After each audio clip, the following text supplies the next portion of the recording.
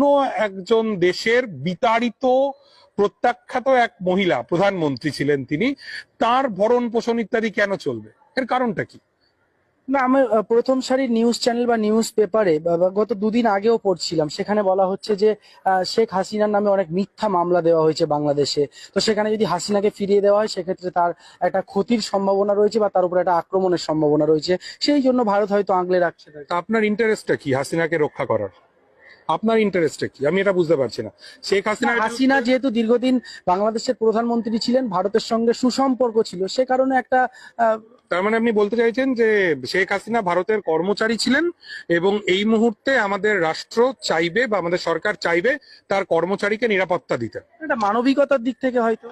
আপনি যখন শেখ হাসিনার নির্দেশে পুলিশ গুলি চালালো, তখন রিয়া গোপ বলে একটা 7 বছর বয়সী হিন্দু মেয়েকে স্নাইপার গুলি করে মারলো, যখন 1.5 সহস্রাধিক মানুষকে এই শেখ